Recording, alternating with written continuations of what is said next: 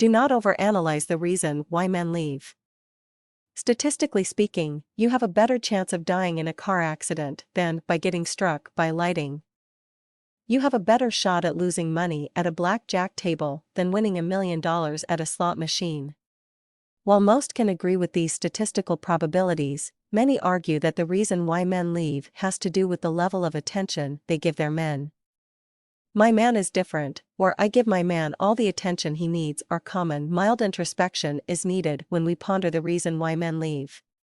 Since the term attention casts a broad web, we need to dig deeper into the true motivation for their leaving. Since no man is the same, no man craves the same type of attention. Some want respect, some want sexual interest, some want admiration.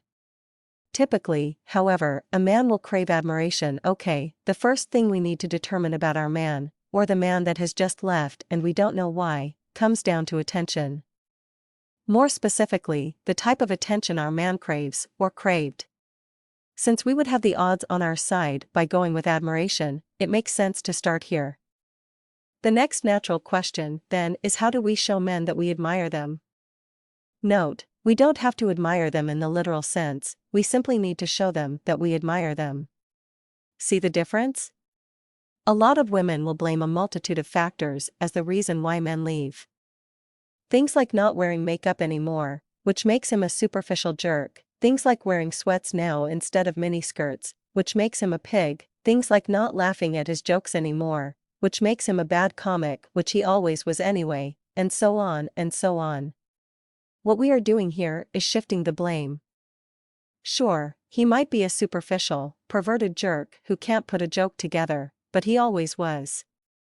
And if we could fake laugh at his jokes back then, we sure can now if it means keeping him happy or getting him back, right? In keeping with the premise of admiration as the type of attention most men crave, it starts to make why some men find another woman. And, in most cases, that other woman seems to lack our same level of intelligence. She laughs at everything, she seems less conservative, she wears things you would find on the clearance racks at the stag shop, and she is either younger, has had cosmetic surgery, or wears a slab of makeup. Of course, this is a generalization, but these are the types of comments women make when asked about the other woman. Ultimately, the reason why men leave has more to do with their desires and cravings for attention, for admiration. At one point in time, we provided that admiration.